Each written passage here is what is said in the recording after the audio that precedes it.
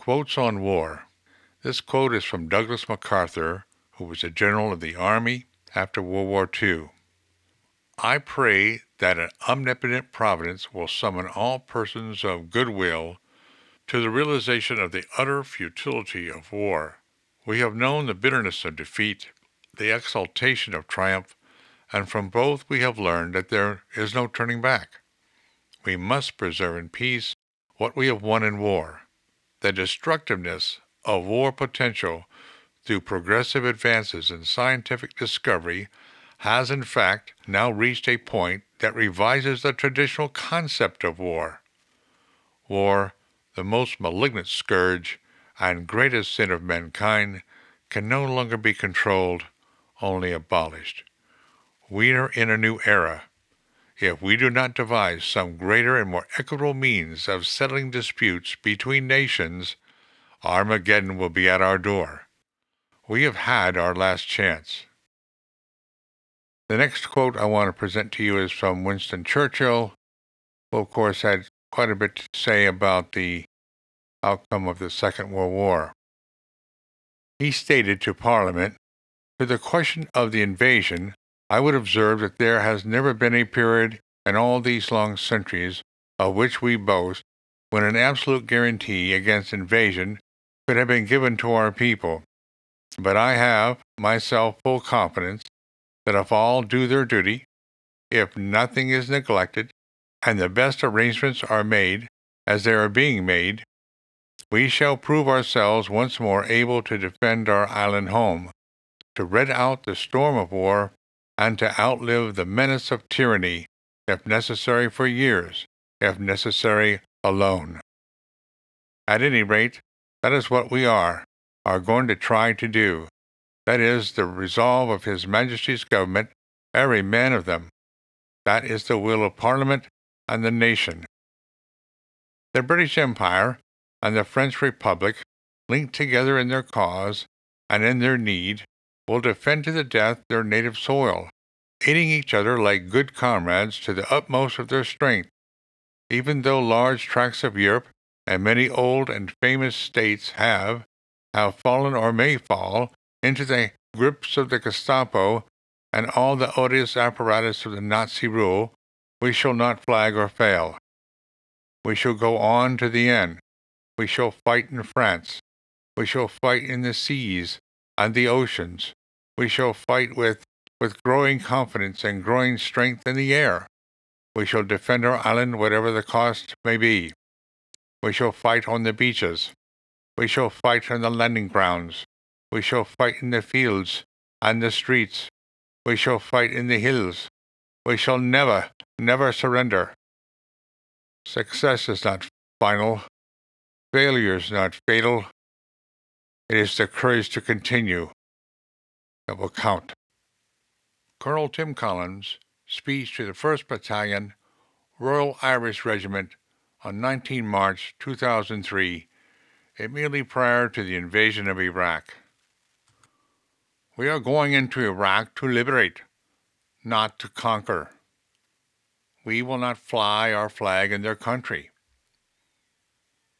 Now there are some who are alive at this moment who will not be alive shortly. Those who do not wish to go on that journey we will not send. As for the others, I expect you to rock their world. Wipe them out, if that's what they choose. But if you are ferocious in battle, remember to be magnanimous in victory. Iraq is steeped in history. It is the site of the Garden of Eden, of the Great Flood, and the birthplace of Abraham. You tread lightly there. And you'll have to go a long way to find a more decent, generous, and upright people than Iraqis. You'll be embarrassed by their hospitality even though they have nothing. Don't treat them as refugees, for they are in their own country. Now, if there are casualties of war, remember that when they woke up and got dressed in the morning, they did not plan to die this day. Allow them dignity in death, bury them properly, and with reverence mark their graves. It remains my foremost intention to bring every single one of you out alive. But there may be people among us who will not see the end of this campaign. We will put them in their sleeping bags and send them back. There'll be no time for sorrow. We will grieve for them later. The enemy should be in no doubt that we are his nemesis and that we are bringing about his rightful destruction. Remember, it is a big step to take another human life, and it's not to be done lightly. I know of men who have taken life needlessly in other conflicts, and I can assure you they now live with the mark of Cain upon them. Let's bring everyone home safely and leave Iraq a better place for us having been there. Our business now is north. Good luck. The attack on Israel. The world is outraged over Hamas' attack on Israel. On October 7th of this year, 2023, Hamas launched a multi-pronged military operation on Israel that included rocket attacks, balaclava-clad fighters dropping from paragliders, and ground assault on civilians in their homes, on city streets, and at a music festival.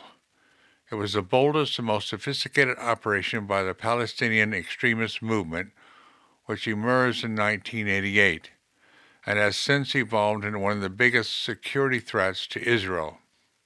Hundreds died and dozens were taken hostage.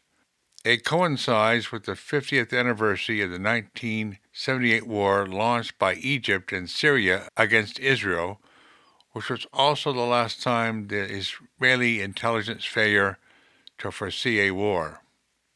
President Biden's remarks on October 7th of this year. Good afternoon. Today the people of Israel are under attack orchestrated by a terrorist organization, Hamas. In this moment of tragedy, I want to say to them, to the world, and to the terrorists everywhere that the United States stands with Israel. We will not ever fail to have their back. We'll make sure they have the help their citizens need and they can continue to defend themselves. The Secretary of State Lloyd Austin on October 8, my thoughts continue to be with the people of Israel and the many families who have lost loved ones as a result of the abhorrent attack by Hamas. Today, in response to this Hamas attack on Israel, the following detailed discussions with President Biden, I have directed several steps to strengthen the Department of Defense posture in the region to bolster regional deterrence efforts. I have directed the movement of the USS Gerald R. Ford Carrier Strike Group to the eastern Mediterranean. This includes the U.S. Navy aircraft carrier USS Gerald R. Ford and many other modern naval vessels. We have also taken steps to augment the U.S. Air Force F-35, F-15, F-16, and the A-10 fighter aircraft squadrons in the region. The U.S. maintains ready forces globally to further reinforce this deterrent posture if required. Leaders of France, Germany, Italy, and the United Kingdom. Today, we, President Macron of France, Chancellor Scholz of Germany, Prime Minister Meloni of Italy, and Prime Minister Sunak of the United Kingdom, and President Biden of the United States express our steadfast and united support to the State of Israel and our unequivocal condemnation of Hamas and its appalling acts of terrorism. We make clear that the terrorist actions of Hamas have no justification, no legitimacy, and must be universally condemned.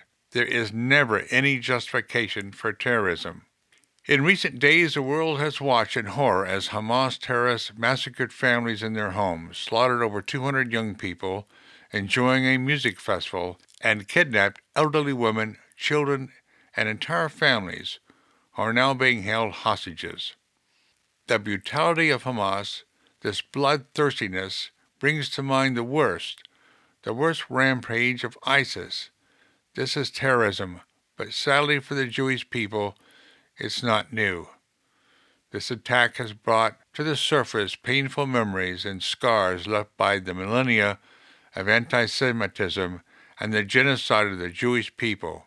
So, in this moment, we must be crystal clear. We stand with Israel. We will make sure Israel has what it needs to take care of its citizens, defend itself, and respond to the attacks. There is no justification for terrorism. There is no excuse. Some final thoughts from your host. The loss of innocent life is nothing short of heartbreaking. Every nation in the world, Israel has the right to respond. Indeed, it has a duty to respond to these vicious attacks. For 75 years, Israel has stood as the ultimate guarantor of security of the Jewish people around the world, and that the atrocities of the past could never happen again. The Beatles wrote a song from their 1967 album Sgt. Pepper's Lonely Hearts Club Band called Getting Better. Well, after 56 years, the world is getting anything but better. Man once lived in peace in the garden, but then chose to become God by disobeying God. So some say there are many paths to God. God says there's only one way. There is an author of truth, and then there is the great deceiver. The question is, whom do you serve?